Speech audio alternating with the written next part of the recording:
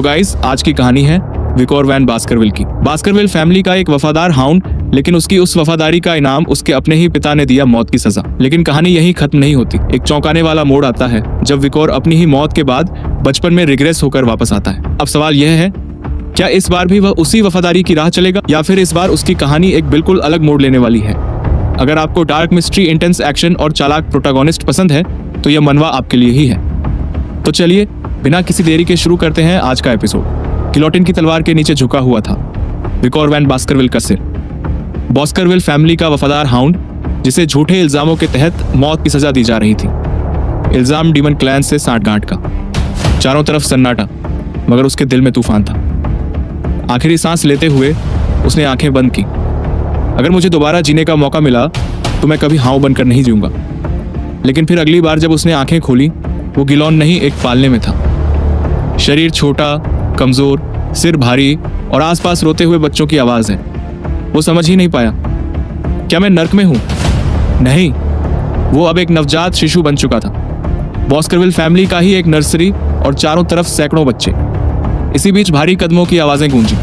Baskerville family का मुखिया ह्यूकोला बास्केटविल वहां आया। बच्चों के पालनों की तरफ बढ़ा, एक एक को देखा और हर एक को नजरअंदाज करते हुए बुदबुदाया, बेकार, ये सब तो कचरा है।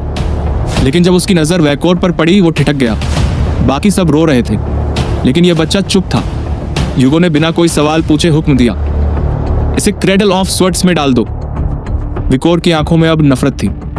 वही नफरत जिसने उसके गले पर गिलोटिन चलवाई। उसे साफ याद था, उसी ह्यूगो ने झूठे इल्जामों में उसे मरवाया था। अब वाकर जान चुका था वो दोबारा जन्म ले चुका है, उसी दुनिया में, उसी जहरीले परिवार में। लेकिन इस बार वो वही गलती नहीं दोहराएगा। पहले वो एक गैर कानूनी रिश्ते से पैदा हुआ था, गरीबी में पला, गंदगी में पड़ा और एक वफादार कुत्ते की तरह हगो के हर हुक्म पर चला। उसने सिर्फ एक चीज चाही थी, तभी तो हगो उसे अपनाएगा, मगर बदले में मिली मौत। अब उसे सब याद था, वो सब गंदगी, वो सब जिल्लतें और आखिर में सजा। लेकिन इस बार अब वो बना है बच्चा, मगर दिल में है आग। और ह्यूगो ने जो खुद उसे क्रेडल ऑफ स्वर्ड्स में डलवाया है, उसे क्या पता यही गलती ह्यूगो की तबाही की वजह बनेगी। Cradle of swords Baskerville family का सबसे खतरनाक ट्रायल। बचपन में ही बच्चों को फेंका जाता है एक मेज में। हजारों धारदार तलवारों से भरे इस हेलिक्स मेज से निकलना ही पहला टेस्ट है। मेज के आखिर में है स्टिक्स रिवर, एक रहस्यमय नदी जो बच्चों के जिस्म को लोहा बना देती है। लेकिन यह नदी हर बच्चे को नहीं अपनाती, सिर्फ वही जिसे यह खुद चुनती है, जो इसे जीत कर छीन ले। विकोर रेंगते हुए उस मेज में बढ़ा। चारों तरफ कटीले ब्लेड्स, फिसलन भरी जमीन और हर जगह खतरा। उसके जिस्म पर जख्म उभरने लगे, मगर उसकी आंखें सिर्फ एक मंजिल पर टिकी थीं, स्टिक्स रिवर। पिछली जिंदगी में उसके अपने ही भाइयों ने उसे धक्का दिया था, वो रिवर तक पहुंचा ही नहीं पाया। पर इस बार मैं सब कुछ लूट लूंगा। वो गिरा, लहूलुहान हुआ और फिर वो सीधे जा गिरा स्टिक्स रिवर में। ठंडा लोहा जैसा पानी उसके जिस्म के कटे हिस्सों से भीतर घुसने लगा। जलन इतनी तेज थी जैसे हड्डियां जल रही हों। मगर विकोर की आंखों में सिर्फ एक प्यास थी, मैं इसे आखिरी सांस तक पाऊंगा। बाहर खड़े अटेंडेंट्स चिल्ला रहे थे, वो मर जाएगा, बाहर निकालो। और वो हिला तक नहीं। दूर खड़ा ह्यूगो उसे देख रहा था, आंखों में अजीब सी चमक और होठों पर तिरछी मुस्कान। उसने अपने बटलर जॉन बरमोर से पूछा, कितना वक्त हुआ? बरमोर बोला, लगभग 7 मिनट से। हगो हंसा, शायद अब वो मरेगा। अटेंडेंट्स घबराकर बोले, महाराज उसे बचाइए। ह्यूगो ने आंखें तरेरी और ऊंची आवाज में पुकारा, विकर बस करो, बाहर आ जाओ।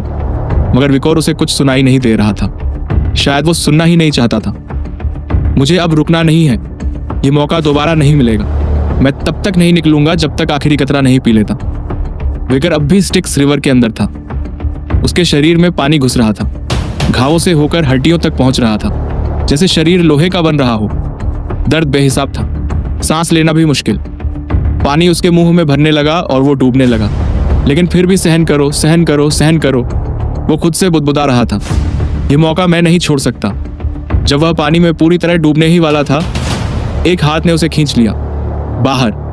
ह्यूगोला बास्करविल ने खुद उसे बाहर निकाला, चेहरे पर वही घमंडी मुस्कान और आंखों में अजीब सी दिलचस्पी।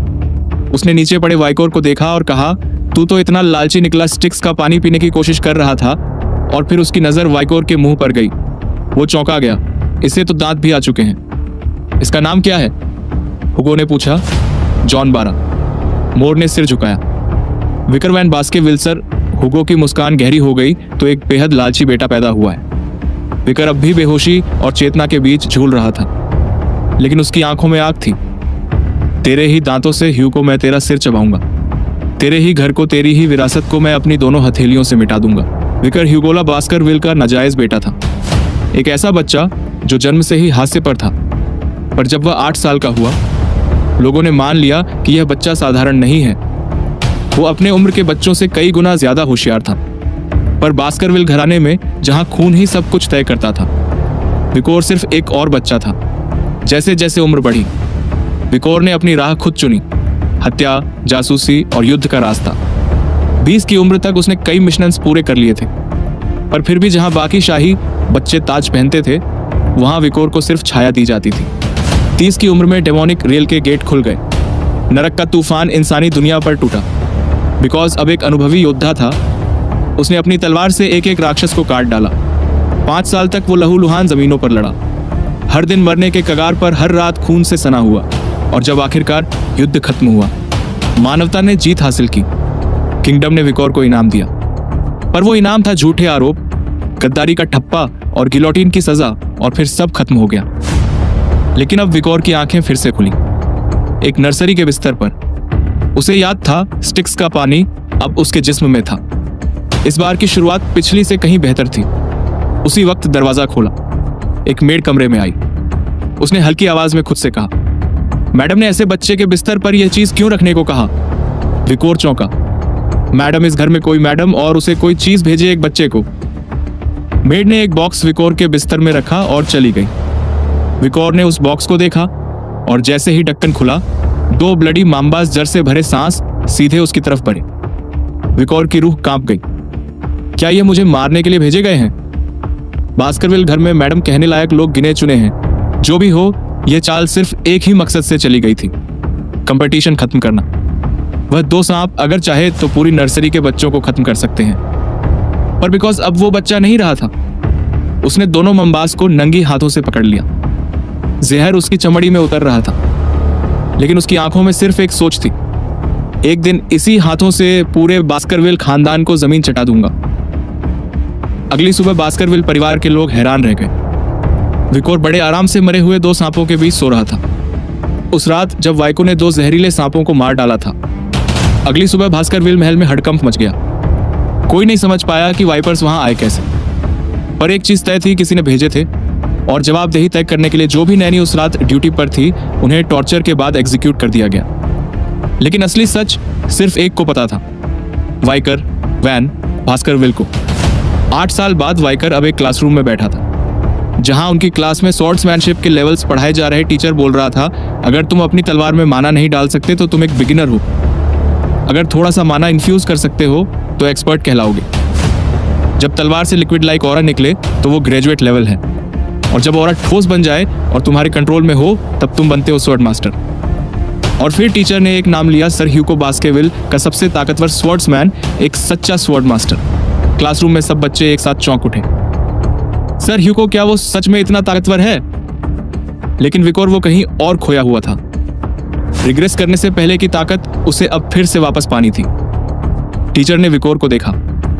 उसकी नजरें खाली थी, लेकिन शरीर में वो ताकत थी जिसने स्टिक्स रिवर में 7 मिनट तक खुद को जिंदा रखा था। पेट्रिया टावर ये देखकर बहुत खुश होंगे, टीचर ने मन में सोचा। पर वाइकर के दिमाग में बस एक ही सवाल चल रहा था, ह्यूगो को मारने के लिए कितने साल और चाहिए? उसी क्लासरूम में एक कोना था जहां से 3 बच्चे उसे घूर रहे थे। 3 जुड़वाओं भाई। क्लास खत्म होने के बाद वो तीनों वाइकर के पास आए, उसे धक्का दिया और उसका मजाक उड़ाने लगे। अरे गार्बेज वैन आ गया। स्टिक्स नदी में कूदा था, 2 सांपों को मार दिया। झूठ बोलना बंद कर। विकोर की आंखें सिकुड़ गईं। उसने उन्हें पहचान लिया। ह्यूगोला बास्करविल स्ट्राइडेंट, तीनों भाई जिन्होंने पास्ट लाइफ में उसे धोखा देकर उसके शरीर में छुरा घोंपा था। नाम थे एचोला बास्करविल, मिडिल ब्रो लेबास्करव और लूरो लेबास्करव, सभी 9 साल के। लेकिन दिल सड़ा हुआ विकर ने सोचा, ये सब 10 साल में बहुत बड़ी मुसीबत बनने वाले हैं, शायद अभी कुछ करना पड़े। एक ने जेब से चाकू निकाला। एक अफवाह सुनी है, स्टिक्स रिवर में बहुत देर तक रहो तो शरीर स्टील बन जाता है, चाकू से भी कुछ नहीं होता। दूसरे ने जोड़ा, टेस्ट करते हैं इसका। तीसरे ने पीछे से वकर को पकड़ा, एक हाथ से उसका मुंह बंद किया और बोला, अगर यह 3 मिनट तक सह गया तो मैं अपना हाथ खा जाऊंगा। विकर ने एक पल के लिए उस गेम में हिस्सा लिया और फिर चुपचाप खड़ा रहा। 1 मिनट बीता, 3 मिनट बीते, 10 मिनट बीत गए, पर विकोर को खरोच तक नहीं आई। तीनों के चेहरे से रंग उड़ गए। अफवाह सच निकली। तीनों ने ऊब कर विकोर को छोड़ दिया, पर तभी वो त्रिकाल की तरह बोला, याद है ना? हाथ खाने के बाद अचानक एक चीख गूंजी। ट्रिपलेट ने देखा, उसकी उंगली गायब थी। विकोर ने धीरे से कुछ थूका और उस उंगली को जमीन पर गिरा दिया। क्या कर रहा है तू? ट्रिपलेट चीखा। विकर ने उसकी आंखों में झांका, फिर धीमे से कहा, वादा निभा रहा खा ले। दूसरे 2 भाई डर के मारे कांपने लगे। चलो प्रीस्ट के पास चलते हैं, उंगली जुड़वा देंगे। पर विकोर ने उनकी तरफ देखा ही नहीं। उसकी आवाज अब और भी ठंडी हो गई। क्यों ना इस गेम को एंड तक खेलें? तीसरे ने गुस्से में चाकू चलाया। तू 1 साल छोटा है, तुझे तेरी औकात दिखानी पड़ेगी। पर जब चाकू विकोर के शरीर से टकराया तो कुछ नहीं हुआ। उसकी स्किन एकदम स्टील जैसी थी। विकर ने उसका हाथ पकड़कर मरोड़ा। ट्रिपलेट चीख उठा। विकोर ने उसकी आंखों में देखा और बोला, बास्केटविल में उम्र की नहीं ताकत की चलती है। और फिर उसने कहा, चलो खेल जारी रखते हैं। उसने हाथ और जोर से मरोड़ा। चीख अब महल की दीवारों तक गूंज रही थी। विकर की आवाज गूंजती रही, ये बास्करविल है। यहां जो जिंदा रहेगा वो वही होगा जिसके हाथों में पावर और टैलेंट हो। कमरे में सन्नाटा था। ट्रिपलेट्स जमीन पर पड़े तड़प रहे थे, बिल्कुल टूटे हुए, हारे हुए। बाइक चुपचाप उनके ऊपर खड़ा था, चेहरे पर ना कोई डर ना दया, सिर्फ एक बर्फ जैसी ठंडी नजरों के साथ। उसने नीचे झुका और बिना किसी भावना के कहा, इलाज के बाद ठीक हो जाओगे, लेकिन इस कमरे से बाहर कोई नहीं जाएगा। अब यह दर्द तुम्हारे अपने जिस्म का हिस्सा है, सीखने के लिए काफी होगा। ट्रिपलेट्स सहमे हुए एक दूसरे की ओर देखने लगे। तभी वकड़ ने कहा, पर मैं दयालु हूं, एक को जाने की इजाजत दूंगा। तीनों की आंखों में उम्मीद की एक चमक लौटी, लेकिन उसी पल विकोर ने एक तेज चमकती हुई नाइफ जमीन पर फेंकी। कौन जाएगा? ये तुम तीनों तय करोगे। वो घूमकर दरवाजे की तरफ बढ़ा, लेकिन फिर पलटा। एक ठंडी मुस्कान के साथ बोला, जल्दी तय करो, मैं ज्यादा इंतजार नहीं करता। कम से कम एक तो जिंदा रहना चाहिए, है ना? उसके शब्द कमरे की हवा को चीरते हुए गूंजे। ट्रिपलेट्स ने नाइफ की तरफ देखा, फिर एक दूसरे की आंखों में वह नजरों की लड़ाई जिसमें सिर्फ एक चीज थी, सर्वाइवल। और अगले ही पल धक्का, चीख, घूसे, नाखून, खून कमरे के अंदर अब भाई भाई को मार रहा था। विकर दरवाजे के उस पार खड़ा था, सुन रहा था सब कुछ, हर घसीटती हुई सांस, हर चीख, हर चोट, एक ट्विस्टेड सुकून के साथ। बास्करविल का ट्राइडेंट अब ट्राइडेंट नहीं रहा। विकोर ने एक ही चाल में तीनों भाइयों को एक दूसरे के दुश्मन बना डाला। दूसरी तरफ पेट्रियार्क यूगो लबास्करविल अपने ऑफिस में हेड बटलर जॉन बरामोर की रिपोर्ट सुन रहा था। मोकलन रूबीमाइन को अपना कह रहा है। युग ने सिप से हिलाया। जब वह खुद आएंगे बात करने, तब देखेंगे। जॉन आगे बढ़ा। जुबिनाइल फोर्ट्रेस का इंटरिम इवैल्यूएशन भी आया है। रिटन एग्जाम में मास्टर विकर ने हाईएस्ट स्कोर लिया है। ह्यूगो ने हल्की मुस्कान दी। अच्छा है, लेकिन फिर जॉन का चेहरा सख्त हो गया, आवाज धीमी। एक इंसिडेंट भी हुआ है। माय लॉर्ड, कितने मरे? ह्यूगो ने सीधा पूछा। जॉन बोला, कोई नहीं मरा, लेकिन मास्टर है चारों की दांतें टूट गईं। मिडलियो का जबड़ा चूर चूर है और लूरो की एक उंगली अम्यूटेट करनी पड़ी। ह्यूगो का चेहरा पल में सख्त हो गया। इतने करीब थे वो तीनों, आपस में क्यों लड़ते? जॉन ने जवाब दिया, वो किसी आउटसाइडर से नहीं लड़े थे माय लॉर्ड, वो मास्टर विकोर से भिड़े थे। एक पल को ह्यूगो चुप हो गया। कुछ देर बाद विकोर उनके सामने खड़ा था। 8 साल का वो लड़का और चाल ढाल में एक वॉरियर पेट्रियर्क। ह्यूगो ने मुस्कुराकर कहा, बड़े हो गए हो। आखिरी बार जब देखा था तब तुम बाइकर ने मुस्कुराकर सिर झुकाया, लेकिन ह्यूगो ने सीधा मुद्दा उठाया। तुमने अपने तीनों सीनियर ब्रदर्स को तोड़ दिया। 9 साल के थे वो, तुमसे बड़े, लेकिन अब टूटे हुए हैं। विकोर शांति से बोला, इन्हें मेडिकल केयर मिल चुका है, अब ठीक है। ह्यूगो ने आंखें सकरी की। मैं उनके शरीर की बात नहीं कर रहा, मैं बात कर रहा हूं उस चीज की जो कभी ठीक नहीं होती। दिल तुमने तीनों भाइयों को अलग कर दिया। क्या तुम्हें लगता है तुमने कुछ गलत किया? विकोर ने सीधे ह्यूगो की आंखों में देखा, फिर एक सवाल में जवाब दिया, मैंने क्या गलत किया? ह्यूगो की आवाज भारी हुई। तूने 3 भाइयों को एक दूसरे का दुश्मन बना दिया। विकोर का चेहरा शांत रहा, पर उसकी क्रिम्सन आईज में हल्की चमक आई। मैं स्ट्रॉन्गर था, और जो ज्यादा ताकतवर हो वो गलत कैसे हो सकता है? पेट्रियर्क ह्यूगो ने गहरी सांस ली और कहा, तुम्हारे भाइयों ने तुम्हें माफ कर दिया है। विकोर की आंखें हल्की सिकुड़ी, चेहरा थम गया। उन्होंने मुझे माफ किया? एक पल को उसने आंखें बंद की और यादों का तूफान उठने लगा। रिग्रेशन से पहले की एक याद, एक लड़की जो अब नन बन चुकी थी, पेट्रियर्क ह्यूगो से मिलने आई थी। उसका पूरा परिवार बास्केविल क्लैन की वजह से बर्बाद हो गया था, लेकिन फिर भी वो माफ करने आई थी। उस वक्त ह्यूगो ने कुछ कहा था जो विकोर को आज भी याद था, और अब वो वही बात दोहरा रहा था। माफ करना कमजोरों का बहाना है। जो बदला नहीं ले सकते वो माफ करने का नाटक करते हैं क्योंकि उनके पास ताकत नहीं होती। विकोर की आवाज में ठंडा यकीन था, और ह्यूगो की आंखों में वही चमक जो एक सच्चे बरसरकर को देखकर आती है। ह्यूगो ने मुस्कुराकर बटलर बारामोर की तरफ देखा। फूड स्टोरेज में जो चाहो लेने की इजाजत है, जितना उठा सको उतना ले जाना। विकोर ने सिर झुकाकर कहा, थैंक यू सर, मुझे चॉकलेट्स चाहिए।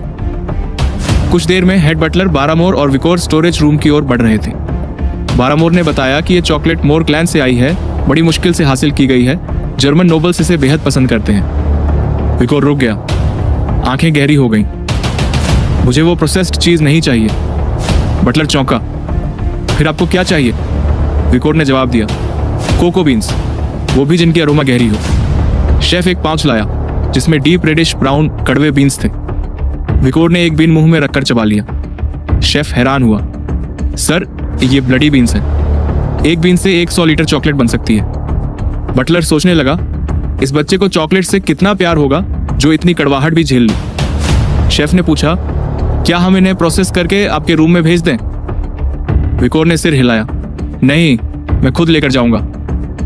बटलर उसे देखते हुए सोच रहा था, क्या यह सिर्फ अजीब टेस्ट है? इसके पीछे कुछ है? पर विकोर के मन में टेस्ट नहीं, तैयारी चल रही थी। ये बीन्स उसके लिए डेजर्ट नहीं, एक स्ट्रेटजी थे। 5 दिन बाद होने वाले प्रैक्टिकल एग्जाम के लिए विकोर ने प्लान बना लिया था, लेकिन बास्करविल के इतिहास में अब कुछ ऐसा होने वाला था जो पहले कभी नहीं हुआ था। एक कैटास्ट्रोफिक इवेंट जो क्लैन की जड़ों तक को हिला देगा। बास्करविल क्लैन को दुनिया में बरसरकर क्लैन कहा जाता है, और इसके पीछे है एक बर्बर, अमानवीय लेकिन असरदार ट्रेनिंग सिस्टम। जब कोई बच्चा अपने पैरों पर खड़ा होना सीखता है, उसी दिन से ट्रेनिंग शुरू होती है। उन्हें सीधी पहाड़ी पर दौड़ाया जाता है, बिना रुके।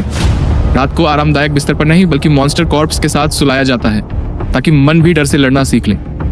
जब बच्चे 8 साल के होते हैं, तब शुरू होती है असली परीक्षा, यंग हाउंड्स का इवैल्यूएशन।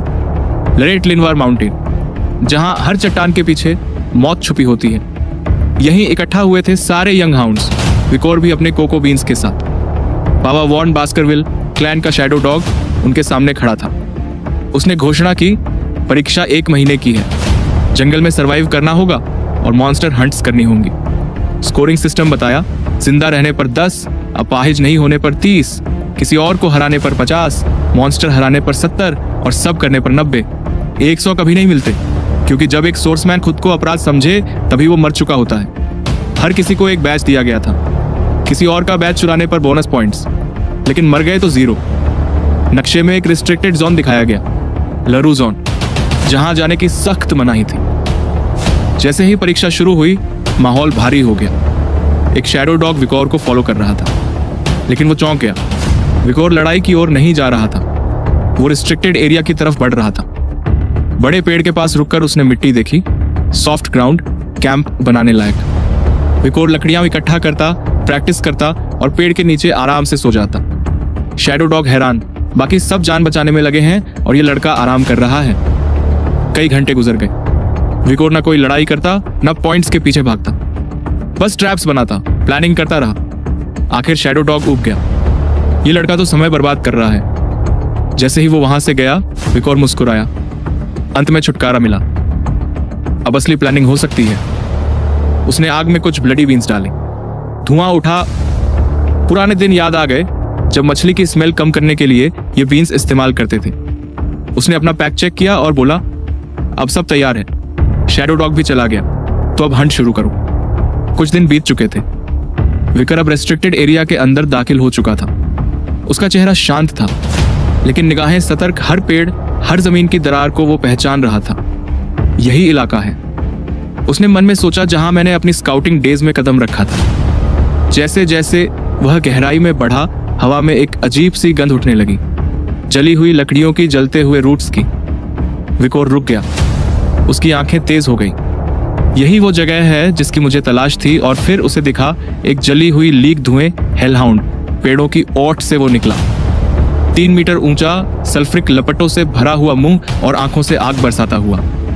एक ऐसा बीस्ट जो जिस जमीन पर कदम रखता है वहां तबाही छोड़ जाता है। रिस्क रेटिंग B+ विकर की आंखें सिकुड़ गईं। इसने तो पूरी ऑनेल वर्ल्ड की हेल फायर्स पी रखी है। और अब मेरे सामने खड़ा हेलहाउंड ने गुर्राते हुए मुंह खोला। उसके दांतों से आग टपक रही थी।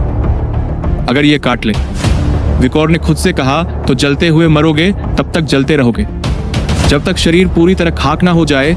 और उस पल विकोर को वो रात याद आई जब वो 18 साल का था और इसी बीस्ट से मुश्किल से बच पाया था। लेकिन अब वो केवल 8 साल का था। अकेले इसे हराना नामुमकिन है, लेकिन एक रास्ता है। हेलहाउंड ने दौड़ लगाई। विकर ने साइड टच किया और मन में पहला रूल याद किया।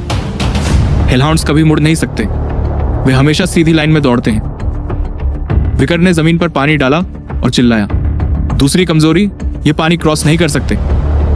हेलहाउंड अपनी सीधी लाइन से हटने के लिए लंबा चक्कर काटने लगा। बस यही मौका है। विकोर जानता था यह शैलो पानी भी इन्हें धीमा कर देता है। और फिर वो तीसरी कमजोरी सामने आई। कैनाइन मॉन्स्टर्स दौड़ते वक्त मुंह खोलते हैं। हेलहाउंड जब दोबारा गुर्राता हुआ उसके सामने आया, विकोर तैयार था। उसने एक ब्लडी बीन उठाकर सीधा मॉन्स्टर के खुले मुंह में फेंक दिया। अगले ही पल हेलहाउंड की चीख निकल गई। उसका जॉइंट बॉडी लड़खड़ाने लगा। वो दर्द में करा रहा था। विकर बोला, कैनाइंस के लिए यह जहर होती है और ये ब्लडी बीन 1 से 100 चॉकलेट बना सकता है। अब सोचो इसका असर क्या होगा। उसने अपनी स्वॉर्ड निकाली। नजरें खड़ी थीं उस जगह पर जहां मॉन्स्टर की रिब्स नहीं थी। किडनी, एक स्ट्राइक, एक सांप, लीथल ब्लो और हेलहाउंड गिर गया। विकर की सांस गहरी थी पर आंखों में सुकून। उसने एक्सपी या कहो अप किया। उसका शरीर और मजबूत हो रहा था। उसकी स्वॉर्ड अब और हल्की लग रही थी। मैं तेजी से अपने पास्ट सेल्फ के करीब पहुंच रहा हूं। 15 से पहले वो सब हासिल कर लूंगा जो उस जन्म में कभी नहीं कर पाया था। उसने उस डेड हेलहाउंड का सिर काटा और खुद से बुदबुदाया, अब सर ह्यूगो का चेहरा देखने लायक होगा जब उसे पता चलेगा कि 8 साल का बच्चा B+ रेटिंग मॉन्स्टर की लाश लेकर लौट रहा है। लेकिन उसकी जीत का वो पल ज्यादा देर तक टिक ना सका। घास के बीच से एक हलचल हुई, ढाड, फिर दूसरी, फिर तीसरी, और एक झुंड निकल आया। हेलहाउंड्स वो आगे बढ़ रहे थे, अपने गिरे हुए साथी का बदला लेने। विकर वहीं खड़ा रहा, चेहरा शांत, आंखें नुकीली। अब खेल और दिलचस्प होगा। उसने अपनी स्वर फिर से निकाली। बाकी ब्लडी बीन्स जेब में तैयार थे। एक स्मर्क उसके होठों पर उभरा। उसने उस डेड हेलहाउंड का सिर उठाया और आसमान की ओर उछालते हुए चिल्लाया। एक हेलहाउंड का सिर काटा था और बाकियों को चुनौती दे रहा। लेकिन तभी कुछ अजीब हुआ। हेलहाउंड्स जो अभी तक गुर्रा रहे थे अब पीछे हट रहे थे। उनकी आंखों में डर था। विकोर चौंक गया। ये कैसे मुमकिन है? हेलहाउंड्स कभी भी अपने शिकार से डरते नहीं। मर जाएंगे लेकिन झुकेंगे नहीं। और तभी उसने धीरे से पलट कर देखा। वो आया। जमीन कांप रही थी। पेड़ों के पीछे से एक 3 सिरों वाला राक्षस निकला। हर सिर से आग निकल रही थी। सांसें इतनी भारी कि पूरा जंगल थरथरा रहा था। सर्बेरस ग्रीक मिथोलॉजी का 3 सिरों वाला नर्क का कुत्ता विकर की सांस थमी। ये यहाँ क्या कर रहा है? ये तो लारूएट लेनोर माउंटेन की 7-3 पर रहता है, जहां मरे हुए आत्माओं की मंजिल होती है। सर्बेरसे प्लस रिस्क रेटिंग, 7 मीटर लंबा लुकआउट, मॉन्स्टर्स का फाइनल। गेटकीपर विकोर की नजर उसके शरीर पर गई। उसके तीनों सिरों से खून बह रहा था। बदन में तीर धंसे हुए थे। कोई इसे शिकार कर रहा था और यह जान बचाकर यहां तक भागा आया। विकोर की आंखें चमकी। अगर मैं इसे अभी मार दूं तो मैं प्लस मॉन्स्टर को गिराने वाला सबसे छोटा फाइटर बन जाऊंगा। विकोर ने अपनी सोर्ड निकाली। उसने अपनी ताकत अब तक छुपा रखी थी। रिवर स्टिक्स की शक्तियों से उसका शरीर फर्टिफाइड था और उसकी रिफाइंड सोर्समैनशिप, वो जो उसने डीमन क्लैंस से लड़ते हुए पाई थी, अब खुलकर सामने आने वाली थी। विकोर की पहली फ्यू स्ट्राइक्स ने सर्बरस को चोट पहुंचाई। उसने बीस्ट के पैरों पर कमजोर हिस्सों पर वार किया। उसका हर मूव सटीक डेडली था। यह जीत सकता हूं, विकोर ने खुद से कहा। यह जख्मी है और मैं रेडी हूं। लेकिन एक पल की चूक ने सब पलट दिया। सर्बस ने एक झपट्टा मारा। पहला हमला, विकोर की चोट टूट गई। दूसरा हमला, उसका पंजा विकोर के सीने पर लगा और विगोर की चोट टूट गई। दूसरा हमला, उसका पंजा विगोर के सीने पर लगा। रेड होराइजन पे स्काई एक बड़ा सा स्मोक का पिलर से ढक गया था। एक चट्टान पे जमीन को देखते हुए एक क्लॉक वाला बंदा खड़ा था। उसके पीछे लोग थे और उसने बोला, यह जा रहा है। हवा में टैटर्ड विंग्स फड़फड़ा रहे थे। दांत वाले मॉन्स्टर्स स्कार्स से हुए उड़ रहे थे। छोटे रेड ड्रैग्स के बीच एक बड़ा सा कुछ जिसके रिब्स दिखते थे उड़ रहा था। किसी ने बोला, यह ड्रैगन का राजा गर्नाडल है। उसके 3 सिर थे और उसकी केज से बोन्स निकल रहे थे। एक सफेद बाल वाली लड़की ने बोला, कार्की, यह तो सेंटोर के नेस्ट के गिरने जैसा लगता है। उसका सफेद क्लॉक हवा में लहरा रहा था और उसने कहा कि अब उनके पास और कोई सहारा नहीं बचा। उसने बोला कि Cygnus knights, resistance, cross haters, सब एडवेंचरर्स और वो 6 हीरो जिनको लोग अपनी उम्मीद समझते थे, सब मर चुके हैं। हवा में पत्तियां उड़ रही थीं उसके आसपास। एक काले बाल वाले बंदे की पीठ को देखते हुए लड़की ने बोला कि अब सिर्फ वही बचा है। वो बंदा घूमा और उसने कहा कि यह आखिरी एडवेंचरर एल्पम है। उसने आसपास के लोगों को जल्दी भागने को कहा। एक बड़ा साया उस चट्टान पर आ गया जहां वो खड़े थे। गर्नाडल ने अपना बड़ा सा मुंह खोल दिया जब वह पास आया। लड़की ने बोला, यह हमारा आखिरी एडवेंचर है। एल जल रहा था और धुआं स्काई को ढक रहा था। एल्पम का हाथ खून से सना था। वो जमीन पर घुटनों पर बैठा था जहां इंसानी लाशें बिखरी थीं। उसके सामने गर्नाडल का खूनी सिर जमीन पर पड़ा था। उसकी जुबान बाहर लटक रही थी। सर उठा के एल्पम सोच रहा था कि क्या यह सब उसके लिए खत्म हो गया। एक बड़े फुल मून के नीचे गर्नाडल अब भी अपने 2 बाकी सिर के साथ उड़ रहा था। मॉन्स्टर के गले को देखते हुए एल्पम ने सोचा कि जो सिर उसने काटा था वह वापस उग रहा है और सब बेकार है। गर्नाडल ने अपनी पूंछ हवा में हिलाई। उसने अपना मुंह खोला। उसकी आंखें लाल चमक रही थीं। हीरो का चेहरा सुन्न था। उसने थकी हुई आंखें बंद की और सोचा कि यह उसका अंत है। घुटनों पर बैठा उसने सोचा कि यह दुनिया और उनके एडवेंचर्स का अंत है। अचानक जोर से गाली देकर उसने मुट्ठी जमीन पर मारी। भड़कती आग के बीच बैठा उसने जमीन में एक छोटा सा गड्ढा मार दिया, दांत पीस के और आंखें लाल करके। एल्पम ने सोचा, क्या ऐसे ही सब खत्म हो जाएगा? उसने याद किया कि फिलिप एक ही बार में टुकड़े टुकड़े हो गया था। उसने याद किया कि उसने जेडन का खून बह रहा हाथ कैसे पकड़ा था। उसने याद किया कि एलेक्सिस ने उसे ड्रैगन के मुंह के नीचे से कैसे धक्का दिया था। उसकी आंसुओं वाली मुस्कान को याद करके हीरो ने सोचा कि सबने अपने आप को कुर्बान किया। सर उठा के उसने जोर से चीखा। खड़े होने की कोशिश करते हुए उसने सोचा कि वो यह नहीं मान सकता। अपनी लाल आंखों को उठा के उसने गर्नाडल को देखा, अपना हाथ उस आसमान की तरफ उठा के जहां मॉन्स्टर उड़ रहा था। एल्पम ने सोचा कि ऐसे खत्म नहीं हो सकता। उसके हाथ में एनर्जी भड़की और पीली एनर्जी उसके आसपास घूमने लगी। एक पीला मैजिक तीर उसके सर के ऊपर दिखा। हीरो ने चिल्ला के कहा कि वो किसी भी हाल में यह करेगा। अचानक उसके हाथों के आसपास की एनर्जी रुकी। उसके आसपास का जादू टूट गया और उसके मुंह से खून निकल आया। खून जमीन पर गिरा। गर्नाडल के अंदर एक पर्पल चमक दिखाई दी। उसके बड़े मुंह से एनर्जी का एक बड़ा धार निकला। एक विनाशक एनर्जी का धार हीरो के पास आ रहा था। उसने सोचा कि ऐसा क्यों खत्म होना पड़ा। उसने सोचा काश वो और ताकतवर होता। उसने सोचा कि क्या उसे एक और मौका मिल सकता। किसी ने उसे बदतमीजी से चिल्ला के कहा कि उठ जा। एल्पम ने अपनी आंखें बड़ी खोल दी। उसके चेहरे पर पानी डाला गया। वो हैरानी से स्पेस में घूर रहा था, हाथों में जंजीर पहने। एक बंदा उस पर चिल्ला रहा था कि बीमार होने का नाट काम नहीं करेगा, बाहें बांधे। उसने गुस्से से कहा कि उसे अपनी औकात पता होनी चाहिए, एक गुलाम की तरह। हीरो ने सोचा गर्नाडल का क्या हुआ। उसकी आंखें हैरानी से बड़ी हो गईं। उसने सोचा कि वो जिंदा है। किसी ने कहा कि यह नए लाए गए बंदे लंबी दूरी के इंजन्स के लिए अच्छे हैं। अपने जंजीर वाले हाथों को हिला के उसने इस जगह के बारे में सोचा। बहुत सारे लोग पिंजरों के आसपास घूम रहे थे। कुछ उनमें बंद लोगों के बारे में सवाल कर रहे थे और कुछ उन्हें बेचने में लगे थे। हीरो ने सोचा कि यह एक गुलाम बाजार है। उसने मुंह खोला, सांस तेजी से लेते हुए, और विश्वास नहीं कर पा रहा था। इधर उधर देखते हुए एल्पम ने सोचा कि गुलाम बाजार तो कब का बंद हो चुका था। एक बंदा दांत पीस के बोला कि एक गुलाम के लिए उसकी जीने की इच्छा काफी अच्छी है। एल्पम ने इस सौदागर के बारे में सोचा। उसको देखते हुए उसने सोचा कि यह वही सौदागर है जो 6 साल पहले उसका मालिक था जब वह गुलाम था, और यह पक्का वही बंदा है। सौदागर ने अपनी भौहें चढ़ा दी। हीरो ने सोचा कि वो सच में पास्ट में वापस आ गया है। सौदागर ने मुट्ठी उठा के पूछा, क्या देख रहा है? उसकी मुट्ठी तेजी से हीरो के चेहरे की तरफ बढ़ी। उस दिन वो सब कहानियों की शुरुआत में वापस आ गया। एल्पम के नाक के नीचे सूखा खून था। उसने सोचा कि क्या यह सपना है? उसने सोचा नहीं, क्योंकि यह बहुत रियलिस्टिक था। सौदागर ने एक सफेद बाल वाले बंदे को बोला कि यहाँ के सब बंदे गुलाम हैं जो चाहे उठा ले। हीरो ने सोचा कि यह विश्वास नहीं होता, पर कोई और एक्सप्लेनेशन भी नहीं थी। सौदागर ने मुस्कुराते हुए बोला कि यह कैकिंटर पर बंदे अच्छी हालत में हैं, अभी नए नए आए हैं। वो बंदा बोला कि वह दोनों ले लेगा। नाक सिकोड़ते हुए एल्पम ने सोचा कि इसमें ज्यादा सोचने की जरूरत नहीं है। आखिर यह उसका दूसरा मौका था। जंगल में खड़ा उसने जमीन से अपना स्टाफ उठाया। स्टाफ को देखते हुए उसने सोचा कि यह फायर एरो के लिए है और यह बुरा स्किल नहीं है। इसे पीठ पर रख लिया। हीरो ने सोचा कि यह उसकी स्किल लेवल के लिए परफेक्ट है। पेड़ों के बीच चलता हुआ उसने सोचा कि यह काफी नहीं है, क्योंकि एक एडवेंचरर के पास सिर्फ हथियार नहीं होने चाहिए, वरना यहां वापस आने का कोई मतलब नहीं था। उसने जमीन पर एक कटा हुआ पैर देखा जो खून के तालाब में पड़ा था। अपना जूता निकाल के एल्पम ने सोचा कि कभी कभी लोग अपने जूतों में कीमती चीजें छुपाते हैं। एक नीली अंगूठी मिली। उसने उसे अपनी उंगली में पहन ली। अंगूठी को देखते हुए, जो हल्की नीली एनर्जी से ढकी थी, उसने सोचा कि यह टेलीकाइनेसिस रिंग है।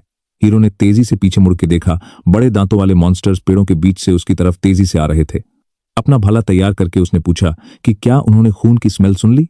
एक मॉन्स्टर ने जमीन पर जोर से ठोक दिया। एल्पम को पूरा घेर के वो अटैक पर झपट पड़े। हीरो ने भाला हिला के एक मॉन्स्टर के टुकड़े टुकड़े कर दिए।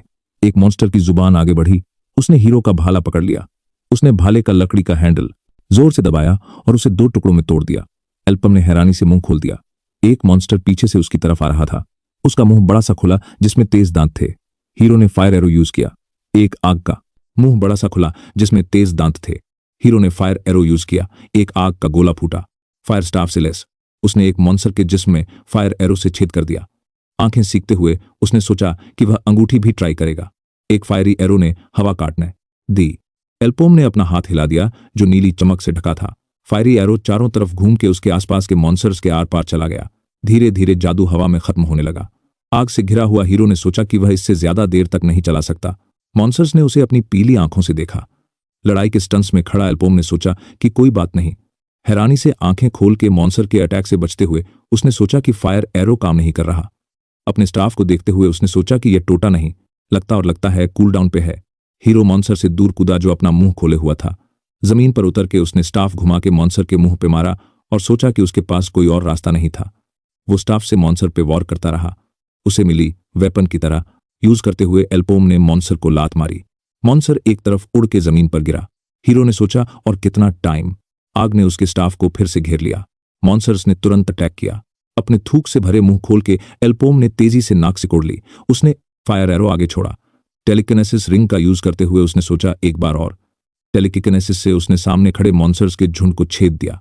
हीरो ने एक मरे हुए मॉन्स्टर के छेद को देखा। वो मरे हुए मॉन्स्टर्स के बीच खड़ा था जो आग से ढके थे। एक काली बाल वाली लड़की खून बहाती हुई उससे चिल्ला के बोली। उसने कहा कि वो कोई आम गुलाम नहीं है। हीरो ने पीछे मुड़ के देखा। उसको देखते हुए वो हैरानी से समझ गया कि वो जिंदा है।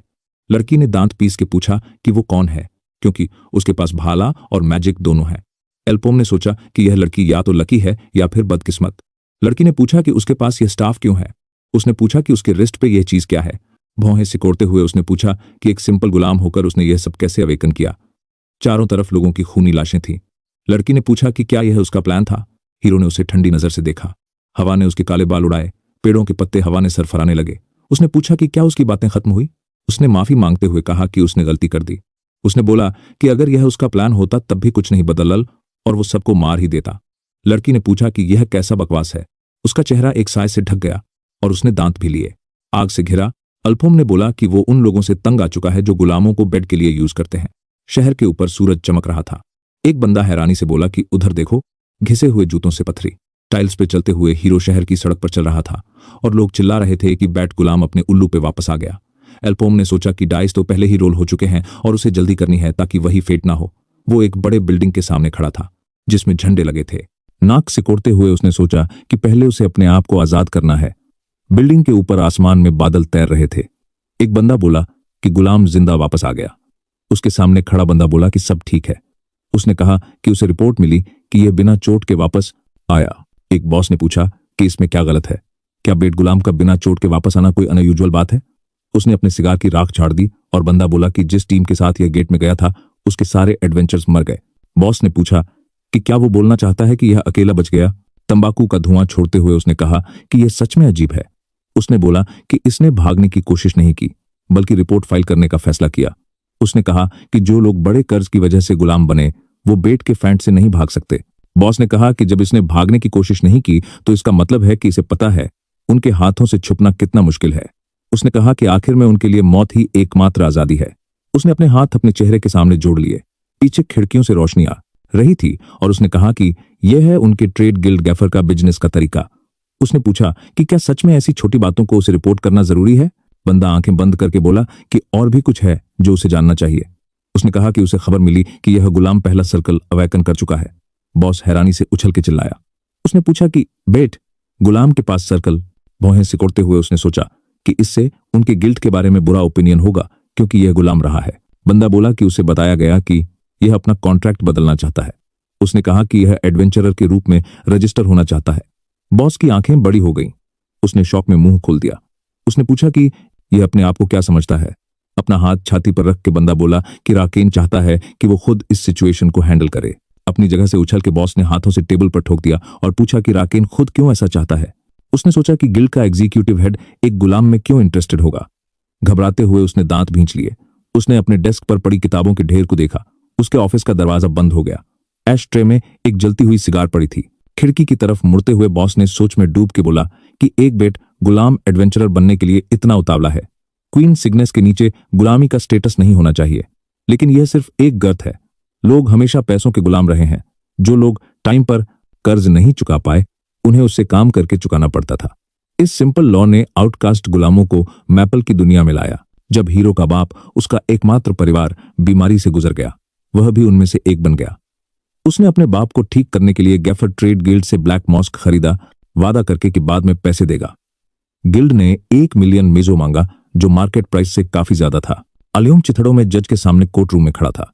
जज ने बोला कि डिफेंडेंट ने गैफर ट्रेड गिल्ड को 1 मिलियन मेजो टाइम पर नहीं चुकाया। हीरो ने बड़ी बड़ी आंखें खोल दी। जज ने अपना गैवल मार के कहा कि इसलिए उसे गिल्ड के लिए एक सेट टाइम के अंदर काम करना होगा। 6 साल तक इन लोगों ने उसका शोषण किया। अब बदला लेने का टाइम है। आलियम एक बॉस के सामने टेबल पर बैठा। अपना इंट्रो देते हुए उसने सोचा कि यह बॉस है, राकेन का वफादार नौकर जो गिल्ड का एक एग्जीक्यूटिव हेड है। बॉस ने कहा कि उसने सुना है कि वह कॉन्ट्रैक्ट में चेंजेस चाहता है। उसने सीधा पॉइंट पर आने की कार्य करना था है। वो कहा क्योंकि उसे इसके बारे में काफी कुछ बताया जा चुका है। उसने कप को सॉसर पर रखा, नाक सिकोड़ते हुए। उसने कहा कि यह उसे एफ रैंक एडवेंचरर के रूप में रजिस्टर करेगा। हीरो ने सोचा कि इसने उसके प्रपोजल को बड़ा आसानी से मान लिया। मुस्कुराते हुए उसने थैंक्स कहा और सोचा कि शायद इसलिए ऐसा लगा। बॉस ने उसे घूर के देखा। आलियम ने कहा कि उसे ई रैंक चाहिए। उसने सोचा कि यह गेम उसके रूल्स के हिसाब से नहीं चलेगा। बॉस ने कहा कि वह तो एडवेंचर्स एसोसिएशन द्वारा ऑफिशियली रिकॉग्नाइज भी नहीं है। हीरो ने कहा कि पिछले 3 साल में उसने बेट स्लेव के रूप में 100 बार गेट से गुजरा है। बॉस ने कहा कि यह सच है, पर वह अभी भी बेट और मॉन्स्टर्स को मारने में नया है। आलियम ने भौहें सिकुड़ के पूछा, कब से एडवेंचर्स को मॉन्स्टर्स मारने की एबिलिटी से जज करते हैं? उसने कहा कि पहला एडवेंचरर अपने सर्वाइवल स्किल्स की वजह से फेमस हुआ था। बॉस ने सोचा कि यह सच है और एक सर्वाइवर जो इंफॉर्मेशन लाता है वो मिलिट्री मेरिट से ज्यादा वैल्यूएबल है। उसने कहा कि यह बात ठीक है। अपनी जेब से कुछ निकालते हुए उसने कहा कि सच बात यह है कि एक बेट स्लेव होने के बावजूद उसका इतनी बार जिंदा वापस आना बड़ा अचीवमेंट है। पर यह सब इसलिए क्योंकि बेट को सिर्फ लो लेवल गेट्स में ले जाया जाता है। उसने पूछा कि क्या वो सच में सोचता है कि उसके छोटे से सर्वाइवल स्किल्स उसे हाई लेवल गेट में बचा पाएंगे?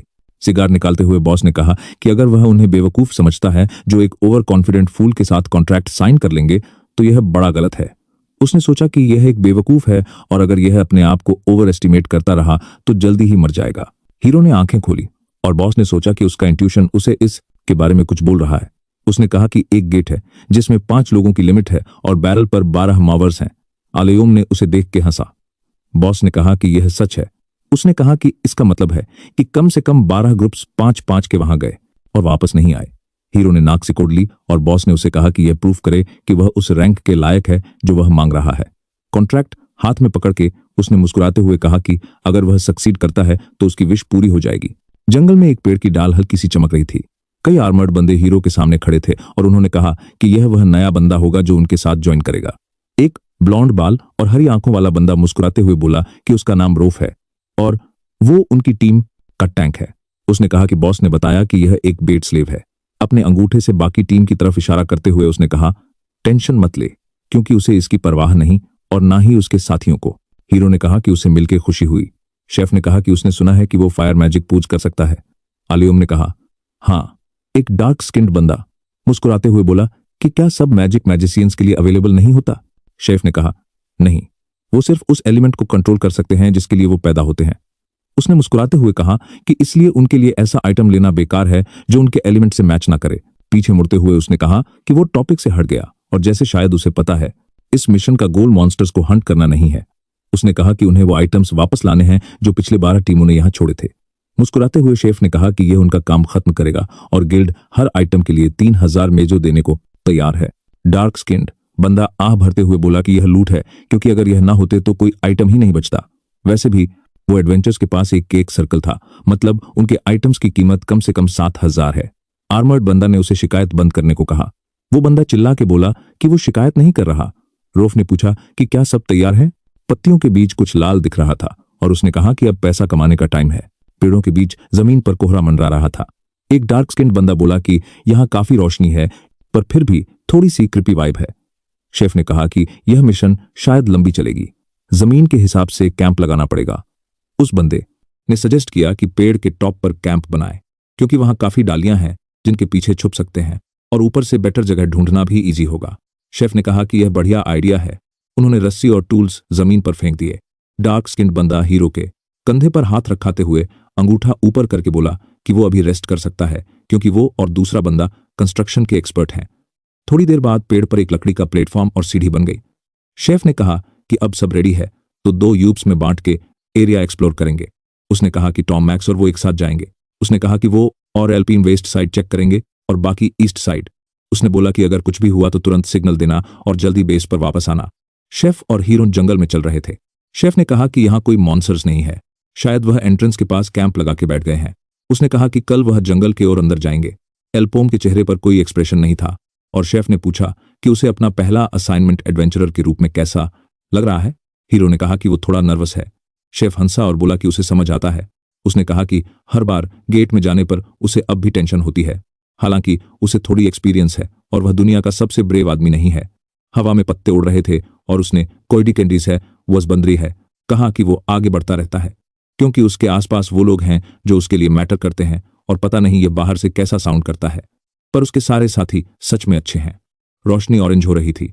उसने कहा कि जब उसने पहली बार उसकी स्टोरी सुनी तो उसे बड़ा अफसोस हुआ और वह इमेजिन भी नहीं कर सकता कि उसके लिए कितना मुश्किल रहा होगा।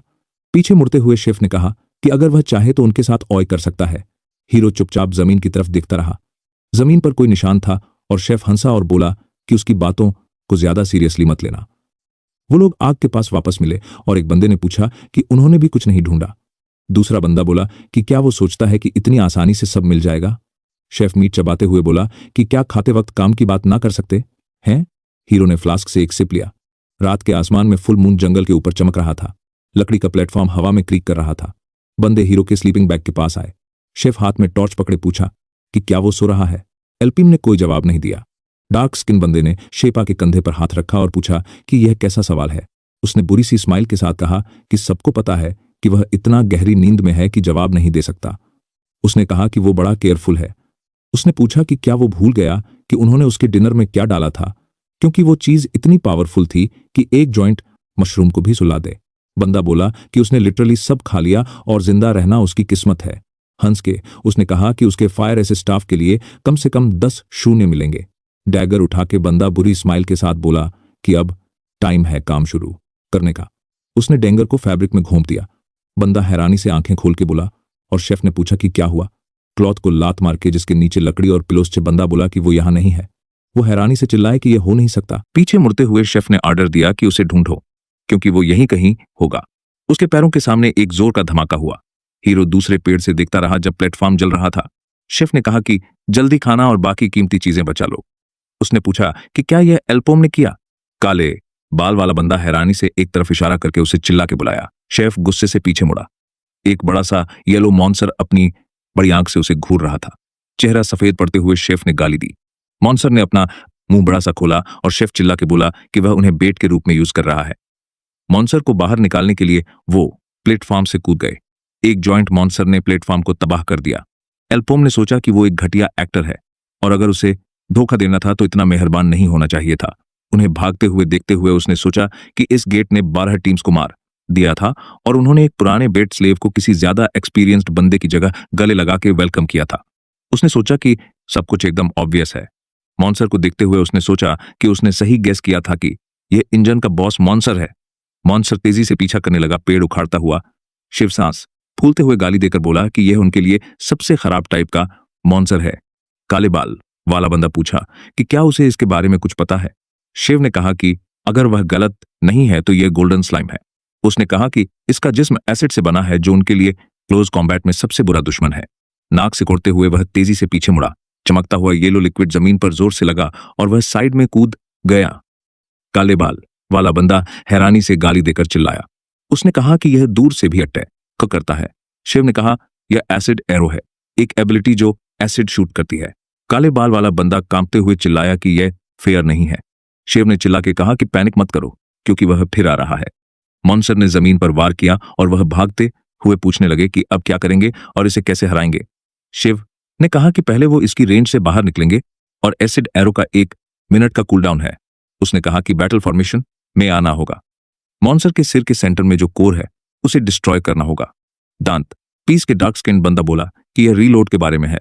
मैक्स अटैक में कूद गया और पूछा कि वो किसका वेट कर रहे हैं। फिर हवा में उछल के उसने चिल्ला के कहा कि वह इसे अभी मार देगा। शिव ने उससे चिल्ला के कहा कि रुक, क्योंकि उन्हें एक साथ काम करना है। मॉन्स्टर ने एसिड शूट किया और मैक्स 2 टुकड़ों में कट गया। शिव की आंखें हैरानी से बड़ी हो गई।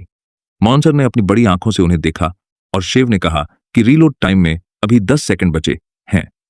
आगे झुकते हुए गोल्डन स्लाइम ने अपना मुंह खोला और एक और एसिड का धार छोड़ा। एसिड ने लड़कों के जिस्म को हड्डियों तक तबाह कर दिया।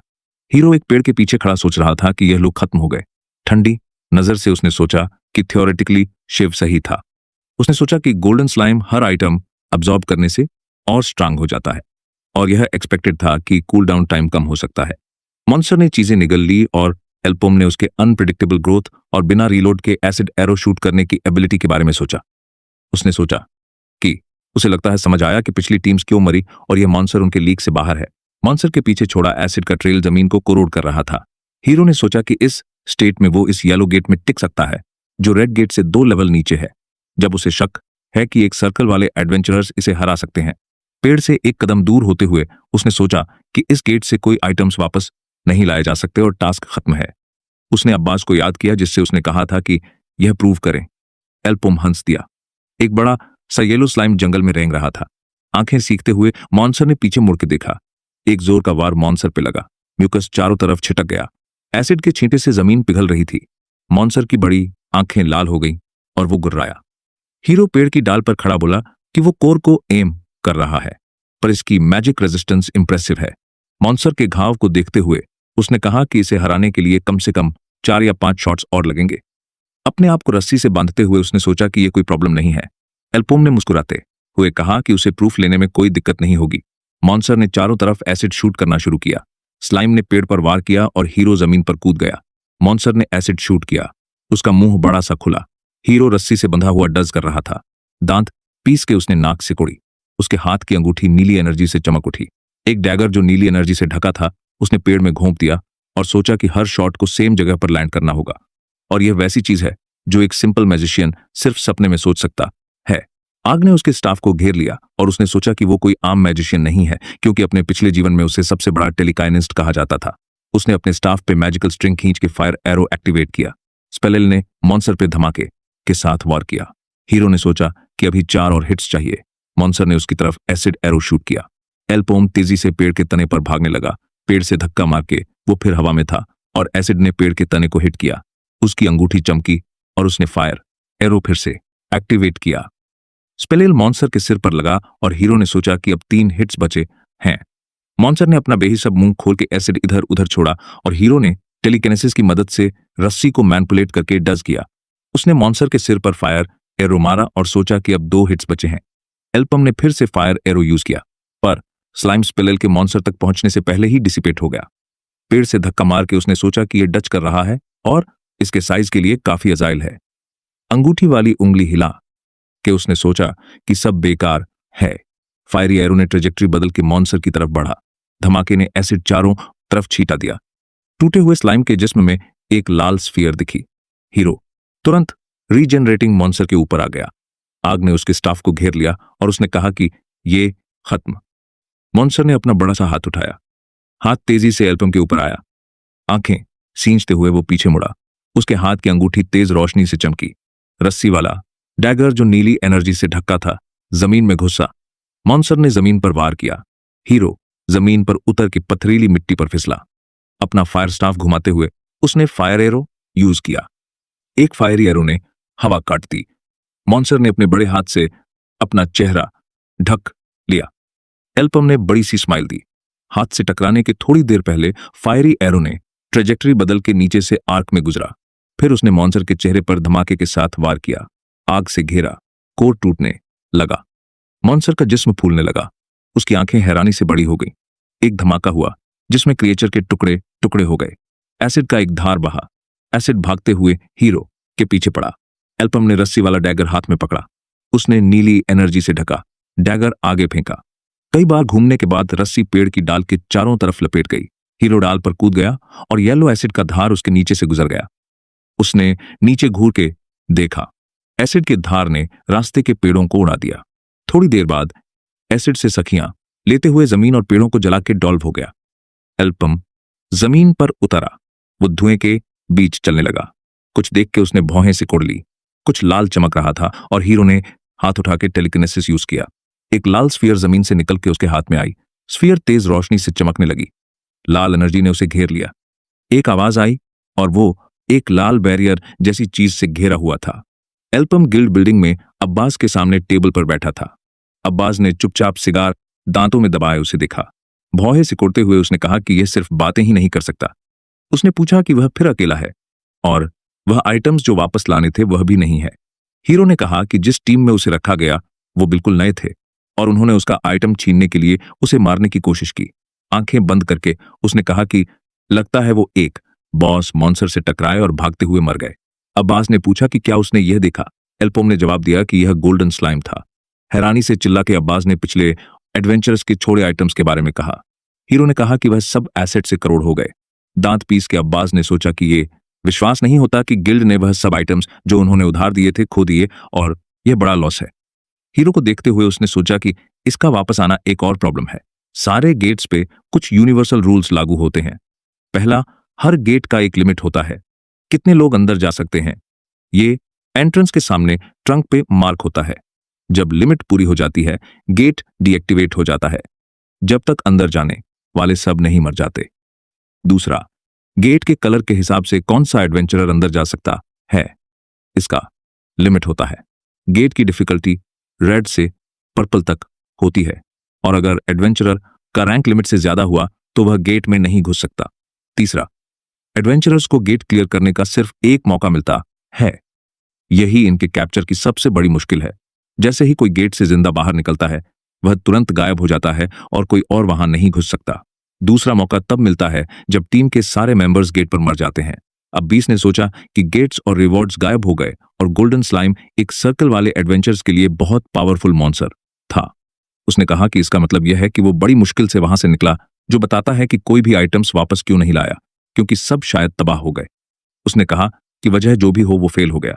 हीरो ने उससे कहा कि जल्दी कंक्लूजन पर मत जाओ क्योंकि उसका काम अभी खत्म नहीं हुआ। अब्बास ने हैरानी से उसे देखा। एल्पम ने कॉर्ड खींच के अपने लेफ्ट रिस्ट से ब्रेसर उतारा। अब्बास चिल्ला के बोला कि यह हो नहीं सकता। हीरो ने मुस्कुराते हुए अपना रिस्ट दिखाया और कहा कि उसने गोल्डन स्लाइम अब्सॉर्ब कर लिया। अब्बास ने हैरानी से पूछा कि 2 सर्कल्स। उसने पूछा कि क्या उसने इससे गिरने वाला मना स्टोन अब्सॉर्ब किया। एल्पम ने जवाब दिया कि उसे लगता है यह उसकी एबिलिटीज का एक जबरदस्त प्रूफ है और अब वह चाहता है कि उसे ई रैंक एडवेंचरर के रूप में रजिस्टर किया जाए। अब्बास ने कहा डन। हीरो ने हैरानी से मुंह खोला जब अब्बास ने बड़ी स्माइल के साथ उसके ऊपर झुक के बोला। अब्बास ने कहा कि वो उसे डी रैंक पर रजिस्टर करेगा और अगर वह उसके लिए एक्सक्लूसिवली काम करने को एग्री करता है तो वह सी रैंक बन जाएगा। हीरो ने कॉन्ट्रैक्ट पर साइन कर दिया। अब्बास ने सोचा कि सी रैंक एक तीसरा सर्कल ना होने वाले एडवेंचरर के लिए बहुत हाई। एडवेंचर्स का रैंक सर्कल्स के नंबर से स्ट्रांगली जुड़ा है। A to B rank honoured adventurer, C to D rank junior adventurer, E to F rank novice adventurer.